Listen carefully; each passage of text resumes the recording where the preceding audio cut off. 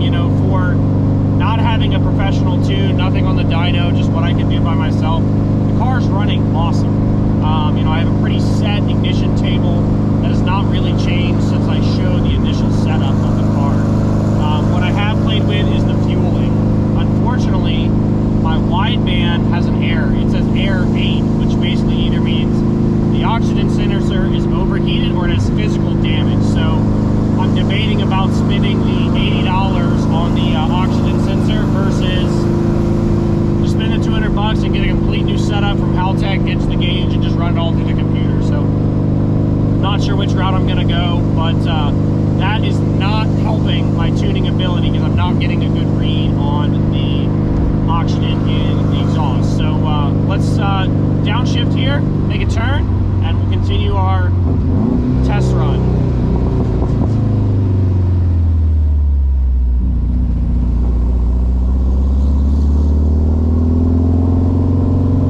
So right now we're running around about 3,000 RPM, and if we're just going steady state, it's relatively quiet for my car.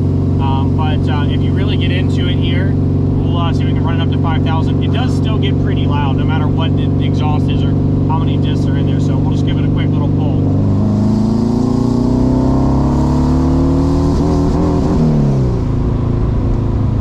So you can hear it broke up just a little bit in there, and I had to just go back into the tune system and look at where that is. I mean, I don't know if I'm hitting a lean spot in the map or if I've got an ignition issue or I'm hitting some kind of a limiter cut, but in general, it runs pretty smooth. It doesn't have a ton of pickups, but it does have some from time to time. So a couple updates I've made on the car since we initially did it is I have gone ahead and changed the ends on the spark plug wires to like the more modern, or what I would call like a V8 style that has the bigger cap that snaps on a little bit more definitively. I really didn't like the style of the stock ones with that little unscrewed little deal and clip the wires on there. What was happening is I was actually out driving the car and it blew a spark plug wire off. I had the little gaskets around to keep the tin nice and sealed, and it was shooting that plug out. I'd get into the throttle and it would pop off. So I went ahead and just bought a generic 180 degree straight set of plug-ins from Jegs and put those on there, and that has made me feel a little bit better about the ignition. So other than that and a little bit of tweaking on the tuning, the biggest change I made was on the crank trigger. And you can see in some of these photos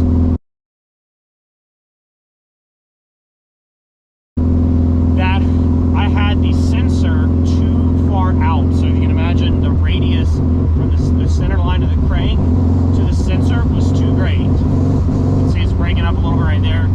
Give it a little extra throttle. Generally comes back pretty well. So a couple of hiccups that we're still working through, but in general the car is super drivable. It starts every time, and the best thing is the D-Jet hot start problem is 100% gone. I never have had to deal with that since I did the conversion, and it starts every time no matter how warm it is. I don't have to worry about driving and doing an errand and then the car giving me an issue while I'm out driving. So we're just kind of trying to cruise around here and not disturb too many people with a loud car. But you know, around 2,000 RPM, we're a little low on fuel, but I don't think that's causing any pickup problems. So I know the fuel filter system is clean. The fuel pressure runs really well. It runs right about 30 pounds, so no issues there. So other than getting that sensor that was too far out radially closer into a shorter radius, we've really had no other major changes besides the plug wires. And so that has been great, that all the sensors have worked the way I wanted to. And you can hear now, right at 1,000, 1,100 RPM idle. So whatever that idle control is doing, it's got some enrichment or startup or something it's not happy with, and it's not behaving. But now that the car's warmed up and everything's fine, it brings it down, because it was idling around 3,000 when we got into the car at first. So I'm going to stop talking, and I'm going to just cruise around for a bit and let you kind of listen to the sound. I'll pop in with some interjection if there's anything going on with the car. But let's take a little rip around the neighborhood and put it through some paces.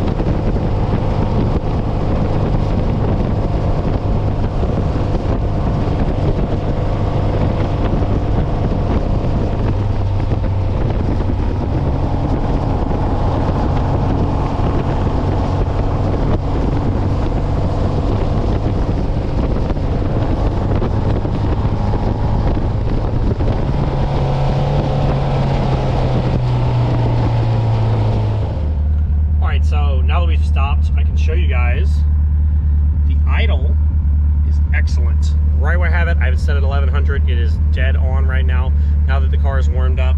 You can see my oil temp is starting to come up. One of the things I've been dealing with is an oil temp issue, and I can't say whether that's a wasted spark problem or if I just have something else going on. So oil cooler is going on, and I am working on a couple other things to help keep it cool. That double lid, which is not on right now, is something that I've been working on. So we're gonna drive around a little bit more, and then we'll go back to the garage, take a look at the tune and some of the modifications I've made.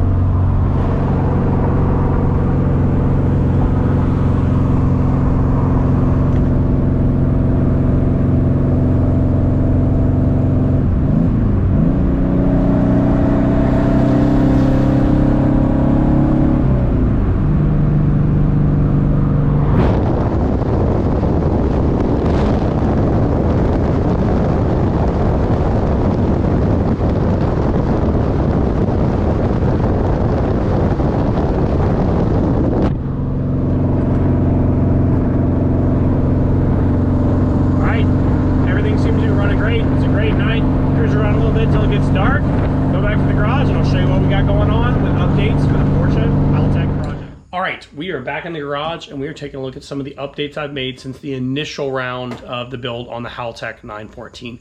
Not anything super substantial, but a couple things I'm just kind of fine tuning as we go along. So the biggest one that I've made is changing the ends on the spark plug wires, which is really not that big a deal, but I'll show you guys what I'm talking about here. So this is number 2. And you can see I've changed it to basically just a normal rubber style from the ones that it had been. So when I put that on there, get a nice satisfying click, and I've got the little gasket from Auto Atlanta down there. It runs around it pretty tightly. The next thing that I have changed is I have done a little bit of heat protection on the ECU. So I've made this shield out of DI Forma Shield, and you can see I've put some rubber isolators on there to put some air around the ECU. The reason for that being, almost every time I ran the car, I got an ECU over temperature or ECU too high warning. Not an amount, just a too high warning. So I was getting trigger errors and ECU too hot errors. So we're gonna get the PAR plugged in and we'll see what errors we got in the 15-20 mile drive that I just did as a test run, talking to you guys, and we'll see if that's doing what we needed to do. All right, so let's take a look at our ECU setup here. Car is off, so you're going to see like 0 PSI, 0 RPM, throttle position at none. So you can see that coolant temp sensor is at 237. It thinks it's super hot. You can see the ECU temperature at 177 Fahrenheit. That's doesn't seem that high, but it's kind of upset about that. I don't know what the parameters are in there, but it's obviously unhappy with how that is. So you can see that with the car off, this is just kind of the things I'm looking at: injection timing, ignition angle, battery voltage, the supply on the 5-volt, make sure my sensors are getting good stuff. 150-degree air intake temp. I'd love to find a way to get some cooler air into the engine, but for now, that's kind of what I've got. If we look at the base fuel map, this is what I've been playing with, is probably primarily down here below 2,000 RPM. Just trying to get that idle voltage or get that idle wideband reading correct, the air fuel correct. But now that I know my wideband is kind of out of whack, I'm not really that concerned with it until I get something a little bit more accurate to read from. You can see that ignition base map. This is basically what came off that chart that I showed earlier.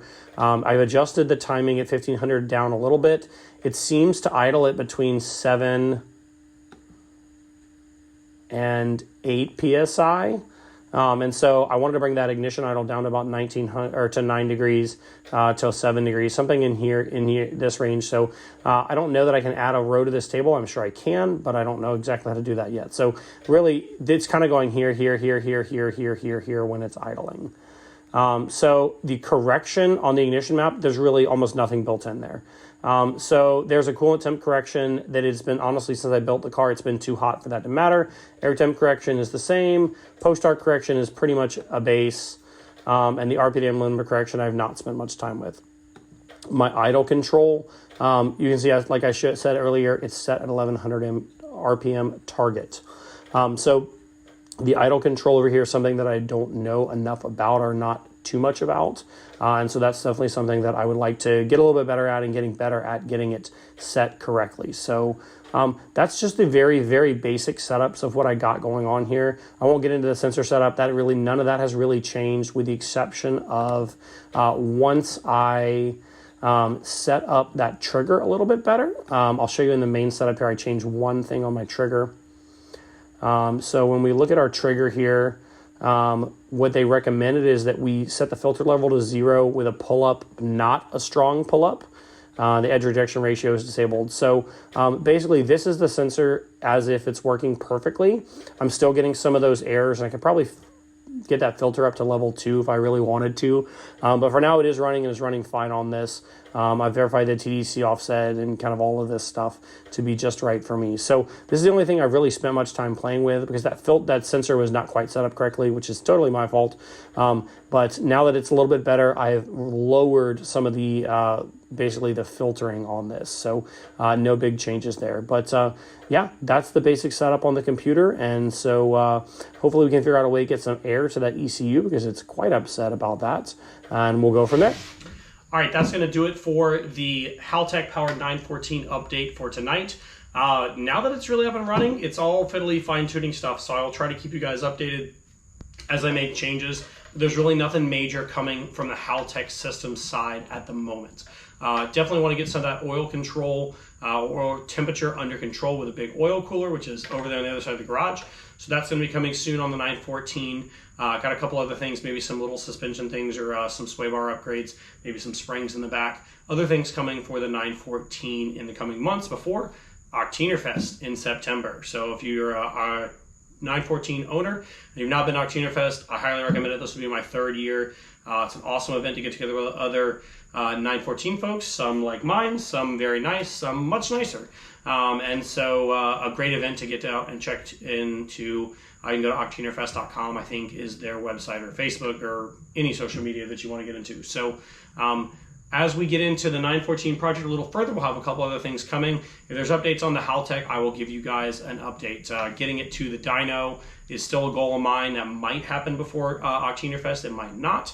But getting some of that idle control under control will be a huge help for me. So huge shout out to Mario, the Dub Shop, for helping with some of the diagnostic, and especially to the tech line at Haltech, especially the guys in Australia. Call them during the when I'm working here at night, and you basically have 24/7 tech support from Haltech. So they've been hugely helpful to remote in and help me with some of the settings, especially some of those trigger settings that I would never have figured out on my own. So until next time, stay tuned to the Barefoot Garage right here on YouTube. Drop us a comment if you're working on your 914, if we're going to see you at Octeener Fest.